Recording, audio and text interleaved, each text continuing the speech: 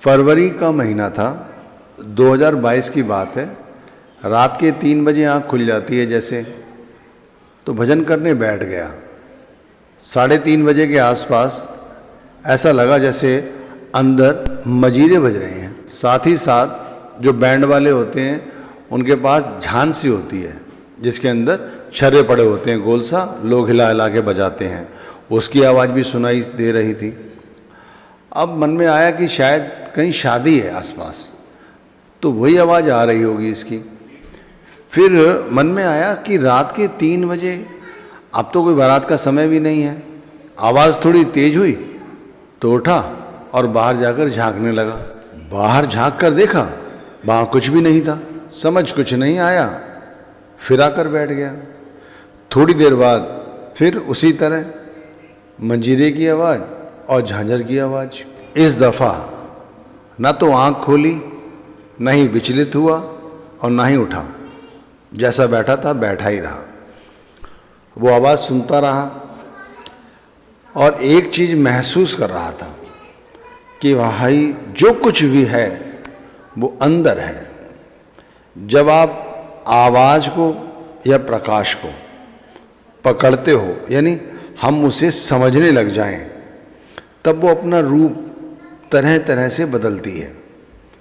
वो आवाज़ कभी प्रकाश का रूप भी ले लेती है, वही आवाज़ कभी गुरु के सूक्ष्म रूप का भी अनुभव कराती है। वही आवाज़ ऐसा लगता है कोई प्रकाश की किरण हमारे पास बहुत नज़दीक आ गई है। और कभी ऐसा महसूस होता है कि कहीं बहुत दूर कोई ज्योत जल रही है। देखो, ये सब कुछ घट भीतर है, बाहर कहीं कुछ नहीं है, अंदर है। अगर नाम भक्ति वाकई में सही तरह से करना चाहते हो तो भाई 2 से 2.5 घंटे का सुमिरन और भजन दोनों किया करो। संत चरणदास महाराज जी ने घट भीतर पे पूरी बानी फरमाई है, आप उसे अच्छी तरह से समझें। आप कहते हैं, घट में खेल ले मन खेला, सकल पदारथ घट ही माही, हरसू होए जो मेला। ये बात बिल्कुल सही है। ऐसा लगता है जैसे उन्होंने मेरे लिए ही कही है। घट में खेलो।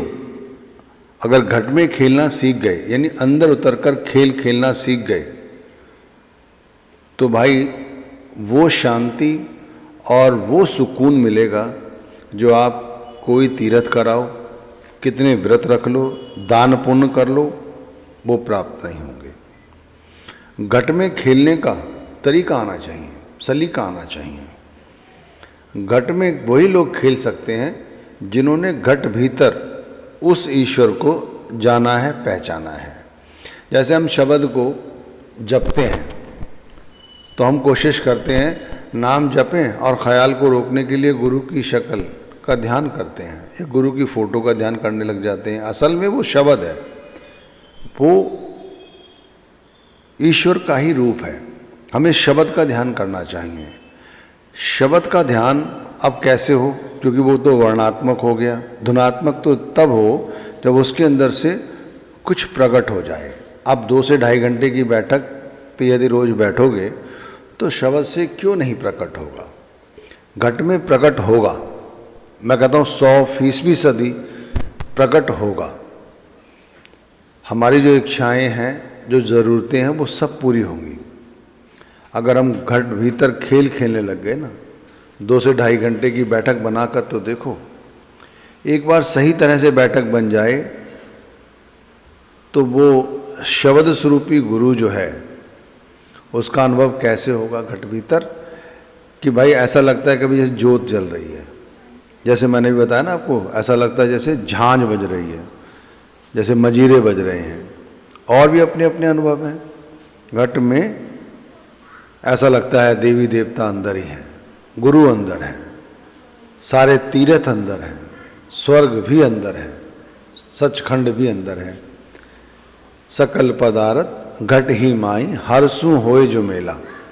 घट में देवल, घट में ज्योति, घट में तीर्थ सारे, बेगई आव उलट घट माही, बीते पर भी न्यारे। अब जैसे संत चरणदास महाराज जी ने हमारे को आगे समझाया है कि अंदर ज्योति है, अंदर प्रकाश है, सारे तीर्थ अंदर हैं, सारे देवी देवता अंदर हैं। भाई अपने ख्याल को सिर्फ उल्टाना है। हम 2 से 2.5 घंटे की बैठक पर बैठना चाहते हैं तो हमारे सामने परेशानी क्या आती है, हमारा ख्याल संसार की ओर होता है, हम उसे उल्टा नहीं पाते। अगर वो उलट जाए, संसार की वजह आँखों के बीच में आ जाए, अब आँखों के बीच का जो हिस्सा है ना, हमारे लिए बहुत कीमती है, हम उस पर ध्यान नहीं देते हैं।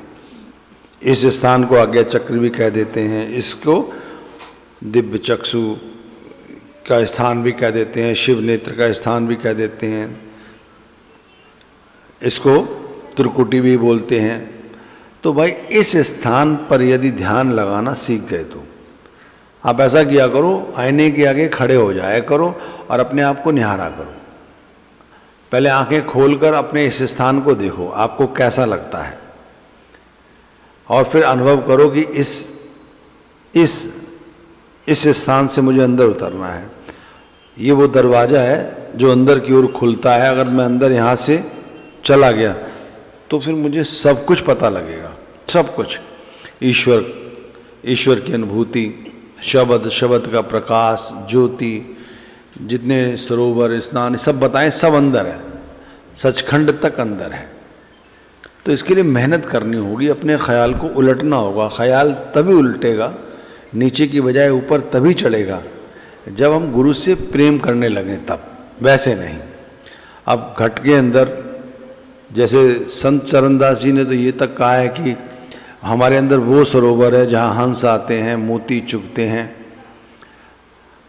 है तो सब कुछ अंदर, लेकिन अंदर हम जुड़ नहीं पाते।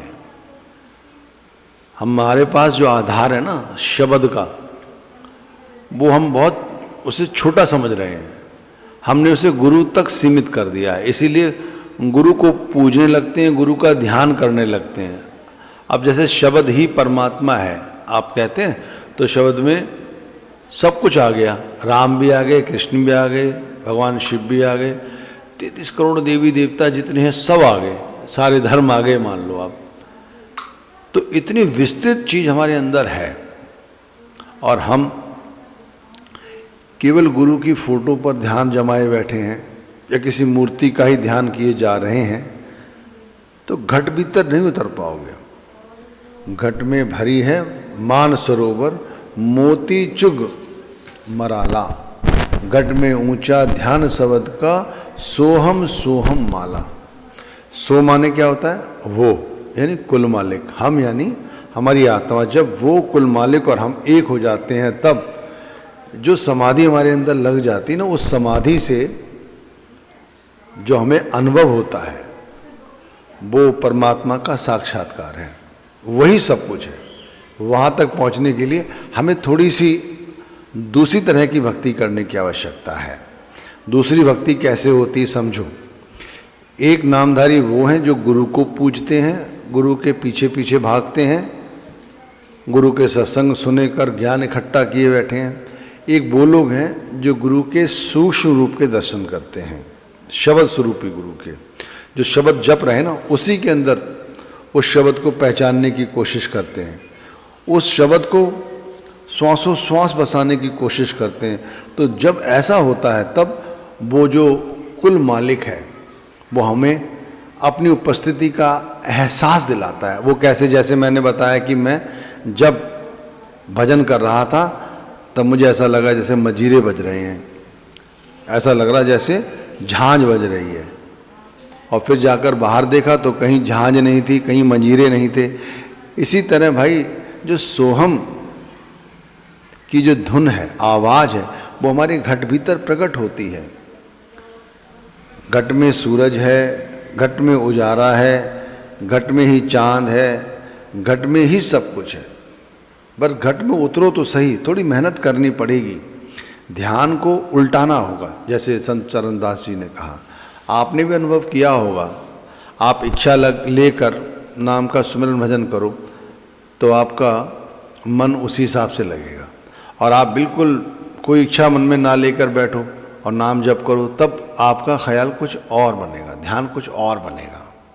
तो इस तरह भक्ति करोगे तब कुछ बात बनेगी। घट में बिन सूरज उजियारा, रात दिना तहीं सूझे, अमृत भोजन भोग लगत है, बिरला जन कोई सूझे। कोई विरला व्यक्ति ही उस उजियारे को देखता है, शब्द धुन सुनता है।